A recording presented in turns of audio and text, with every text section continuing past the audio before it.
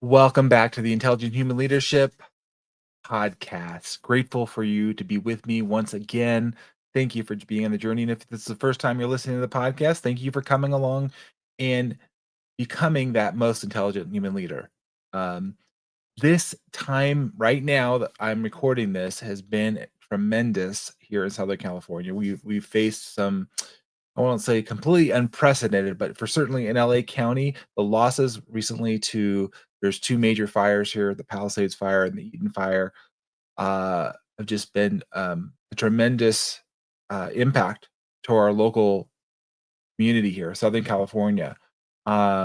Really, unfortunately, we've seen these things happen in California in the West, but the way that things happen so quickly here is really just shocking, and just to see how fast and destructive our recent wildfires were, um, leaving a trail of ash quite literally all over, and we're seeing that in smoke, and turmoil, emotional aftermath, right?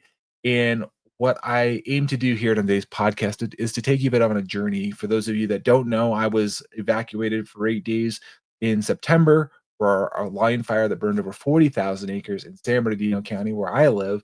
There was another large fire in Los Angeles County, over 50,000 acres. This is just back in September and into October and last year.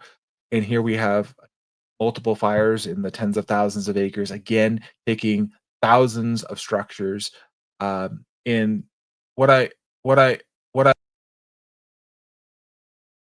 is move to a place of you know resiliency. I've talked about this in past episodes, but this is really important right now. Empathy, uh, living in purpose in the face of tremendous loss, in the face of challenge. Unfortunately, it's not if these things will come; they will come at some point in our lives, where we face physical challenges, we face financial challenges. In this case, we've lost physical things, our environment, our home. I've talked about this in the past as far as our peace. So there's a lot of things that are in turmoil. How can we, right the ship, if you will? How can we lead ourselves and lead our teams, lead our families, lead our community in an effective, influential way where we're not causing more damage or more harm? Unfortunately, that saying hurt people, absolutely. It's true, but we can also change the story. We can change the dynamic and really move from the ashes to action, and be that leader that is able to rise and ascend, if you will, amid the ashes. You hear the phoenix, if you will, right? Coming from the flames, coming from the ashes. It's what can we become? It's not really our desire. Sometimes we have to go through these difficult things.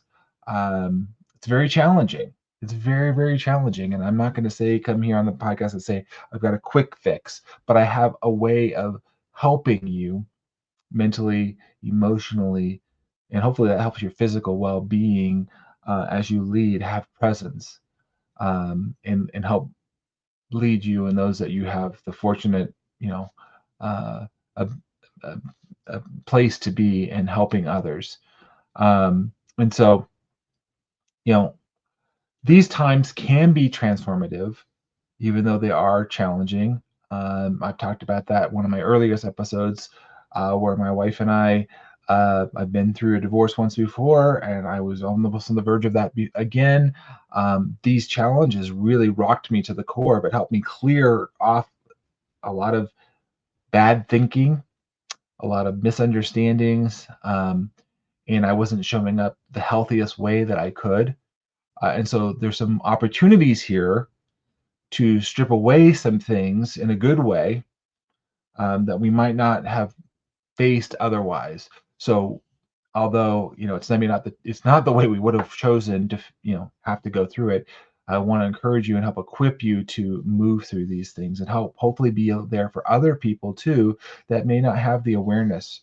They may not be attuned to this, and they're in the reality of just the rawness of where they're at right now. But you can come alongside and meet them where they're at and help them along their journey.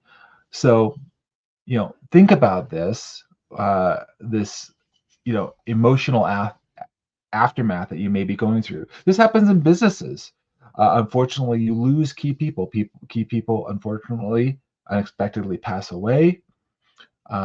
They take new positions, they move to new places. I've been a part of churches where you have very loved pastors and leaders, and they're called away. They're called to move, they leave, and there's a lot of attachment there, a loss of this person or this family or this group, right? Um, and think about that, um, and appreciate that for what it was, what it had provided you, the homes that we have, the landscapes, these personal treasures. I've got many. I'm a big Star Wars fan, a collector. You see books behind me. I very much enjoy these things, uh, but remember that these things are temporary, and that they don't define us. They're part of us, but they don't define ultimately who we are. We have to get to that our core of who we are, and that's what I try to help you here on the podcast is to get clearer on what is most important. Um, we want to move to a place of safety and normalcy. That's totally normal, understandable, and you're in a place of transition and a storm, and it's not going to be like that right away, and for some time, honestly. But what can we do to process the feelings of sadness, depression, anger? There's a lot of anger and frustration. But how could this happen, right? How could we run out of water? How could we not get airplanes up there? How come somebody's flying a drone and preventing the firefighters from doing their work?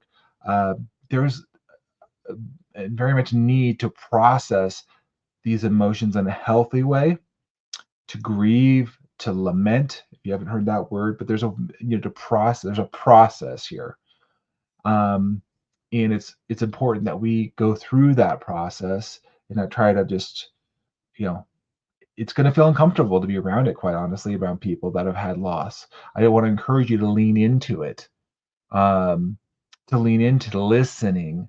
That's what a great leader does, listen, um, and they're be curious and in a good way, meaning what's going on, where are you at, assessing where the person is, so that way you can help provide them the necessary support.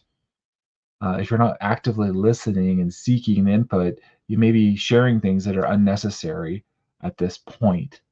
Um, and, uh, you know, I was very blessed. My family and I were very blessed. We had very good friends that we had developed relationships with for years. They had been to a church that I went to, and they reached out to us and they said, "Please come stay with us during our evacuation." And they hosted us. Thank you, Tom and Chris Breeze. I'm just going to give a shout out to them. They're beautiful people that helped our family in this time. How can you support people? Well, how can you come alongside them? It could be giving money. It could be donating resources. It could be just listening.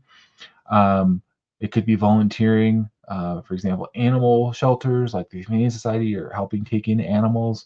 They need donations and they're having people care for these animals. There's people that are going and doing cleanup. There's people that are hosting different people. There's all different ways. And you don't have to do it just like anybody else. You just figure out what that is for you. But one of the best things you can do is help just be a place for people to allow them to just be and kind of exude and go through their emotions. Emotions aren't right or wrong, but oftentimes I feel there's an uncomfortableness, if you will, with processing those, especially in the workplace. And it can be done in a healthy way. Uh, as leaders, you know, a true leader, I feel, rises out of crisis. When everything's are going good and smooth, it's not really hard to be quote unquote a leader. A real leader is how do they show up in the challenges? We remember those leaders, Winston Churchill, for example, um, Franklin Delano Roosevelt, people that went through World War II, right? That had extreme challenges. How do they lead? Did they lead well? Or maybe they didn't lead well. And we also remember them too, unfortunately, for things that they didn't do well. But when we have strong leaders, it makes a big difference in how communities come together after aftermath. How do they are they a unifier or are they a divider? Are they ones that, are able to take on the the the frustrations, the anger, or they just try to like maneuver or politicize it, right? Um, we can come together as a community, and that's what I want to encourage you about. We can only come together as a community as we share and we go through this, kind of as a living organism, if you will. The more your organization can, come together and go through this, the better it is. If you kind of isolate it or you try to like, oh, you just stay over here, you just stay over there, it doesn't, it's not as healthy in my experience. And so the more we can get local organizations connected to each other, think about departments working together when there's challenges and there's processing of this, it really helps the collective sense of everybody's well-being, and it really fosters resilience as we take action together. You know, um, that versus just yourself, but the healing power of coming and being part of something bigger than yourself. I'm a firm believer in this idea of being a healing organization. How do you become a healing organization? How do you become a place where people, it's not just where people work, it's a place where they build relationships and connections with one another. They look after each other. And that's what we really want to help in the community. I can tell you firsthand, having lived here up in the San Bernardino Mountains, you develop that purposefully and intentionally. At least I do. As you build relationships when things are good or things are like that's where you want to be doing that. It's not that you can't come in and jump into a relationship and try to help people, but the better that you're building relationships, it will help when the trying times come. You know, and just look around. Where are you at? What can you do with where you're at? You know, where your position is. You know, we only have so much money. We only have so much time. But look at the people in your sphere, and what can you do to help? I had a family friend that I grew up with.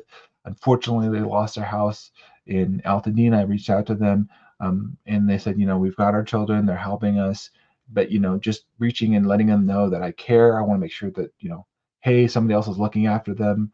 um, Sometimes maybe that's all that you can do right now, but maybe there's somebody in your local community that you can help with. For look for the challenges and help other people head them on and become this idea of like, how do we heal each other, how do we help foster that connection, and that will build resilience. I've seen it. For those of you that are around in 2001 and we had 9/11, there was a resilience there, especially those in New York City because they lived it. Somebody said, I was listening to the radio, that this is our quote unquote 9/11 in the sense of the destruction and feeling it here locally. I think when you're in that, it obviously that I know the neighborhoods, I know the areas. This isn't familiar to me. I work with clients that have been and worked in these areas, and so there's a lot of direct connection. And so um, it's important that we process this and we look for ways to build community in whatever way that is for you. If it's a donation, it's volunteering, it's listening. Um, the idea is that we're coming together, and the more we do this regularly, the better we're off. One of the things I really liked that we did at one of my former employers, uh, Vargas Environmental, we would have ways that we could raise funds to help a charity organization. And so, some of the things you do now, like giving blood is a great example. Giving blood right now may not be an emergency.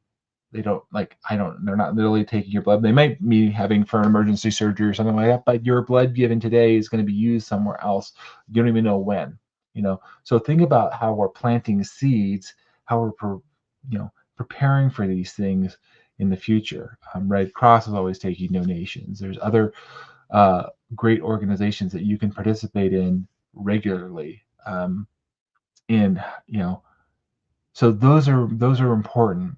We want to go and ascend beyond the loss here. What we want to do is, take these challenges and use them quite literally to spark that transformation. Let's, spark in the good way, the growth. that we can rise to new levels of service and empathy, meaning we're looking outside of ourselves. We're looking at others. How do we serve others? How do we lift them up? Really have a servant's heart. That to me is part of being a strong leader. Is that we're now we start kind of taking our eyes off ourselves, and this is a perfect opportunity because we almost have to, because we look at the destruction, we look at the challenges, we look at the sacrifices that the firefighters, the first responders are doing, um, and we're saying, okay, how can it's like you almost have to pull up your head and look and see. Um, and that's a good thing in the sense of it's taking us off our selfishness and starting to look and see how can we um, rebuild? How can we build resilience and togetherness? Um, and this is a real call to action for all of us. Are we doing this on a regular basis? Not just when there's an extreme crisis like we have here in Southern California right now, but are we looking for this as an ongoing thing? Because there's honestly people in your life, in your organization, that are facing challenges um, in their own way. And are you able to click into that? Are you able to be aware of that? If you are, I'm telling you that the lasting impact that you're going to have on your employees is going to be, it would be very difficult to measure in a good way, meaning, your this lasting impact can be reiterated for their whole life, and they'll remember that. I can tell you, you know, when I was going through my divorce, this is years ago, 20 years ago, I had some good friends and coworkers, honestly, that took the time to listen and walk alongside me. Yeah, of course, we had all this work to do, but they knew I was having personal challenges at the time, and they took the time to listen, to come alongside. They showed grace, understanding, and it was so welcome, and I still remember it to this day, and I'm so grateful. And I want you to consider how can that be for you. What is you know somebody in your organization. Maybe there's an outside group that you guys can go participate in. I worked with Orange County Food Bank last year. We did community action partnership of Orange County. Where it packed thousands of boxes for elderly folks, for example. Because when we start to look at others and we say, "My goodness, I have so much. I have a lot to be thankful for," it shows how we can help others, and sometimes just that alone can help build resilience and encourage somebody. Um, and you know that helps them along their way, and then they help somebody else along their way. So think about that as a leader. How do you foster hope and unity in crisis? How do you demonstrate that? Are you the person going? Are you the person serving? um, I want you to figure out how you're taking action from the ashes, from the challenges that you're facing. The more that we can do that, the better off we're going to be, and the better off our organization and those that are under our uh, protection, if you will. Those are that are our sphere of influence, at least. Um, because if we're not thinking about that, and we're only thinking about our own bottom line, our own self, I'm telling you, it's not going to end well. You're going to be challenged, and you're going to left wanting. I've been there. I know that at firsthand. If I'm just getting sucked up and only thinking about myself, when I was going through difficult times, like I said, through my own divorce, um, once I started to shift it and I looked at, like, how can I help others? How can I show gratitude? What can I do to serve others, even though I was in a difficult situation? Um, that helped. Also, it was also humbling and helpful to receive. And for those of you that are in this challenging time where you've lost a home, you've lost a business, your health is down, financially you're not in a good place, um, allow others to be a blessing to you as well. That's really important as a leader. If you're a leader and you're struggling and you're having a difficult time, for various reasons, maybe it's health reasons, allow others, even if they're subordinates to you. It's not a bad thing. In fact, it's a really honor for them to serve and to give and to help wherever they can. Um, So I want you to think about that. I want to challenge you in your thinking. Um, as a leader, we get to help unite. We help to bring hope. We help to, like I said, unify your community, your team in the face of loss, in the face of challenge. How are you going to show up? Even in the darkest times, we all have the power to rise. We all have the power to ascend, and we can rebuild. We can lead ourselves in a better place. I come to you with intelligent leadership out of love and care because I want to see you succeed. I want to see you rise. You don't have to be a victim. You don't have to be down and out. We all have those times. But I come out of love, care, and I'm not going to stop. This is what I have to offer, what I have to give. I hope it encourages you. I hope you know you're not alone, that you have an advocate here in David Carr. I've steered your business. I poured all that I can into this because I care and I want to see you succeed. I welcome your reflections and your stories of resilience and how you've encouraged others. Share this podcast if it's ringing true, it's encouraging you today. Come back and be a part of the journey with me and steward your business. Um, let's come together. Let's heal and rebuild together. I hope this brings you clarity, hope that you're loved in the face of crisis, and that you'd come back and be a part of this once more. Thank you so much for listening. Till next time, take care.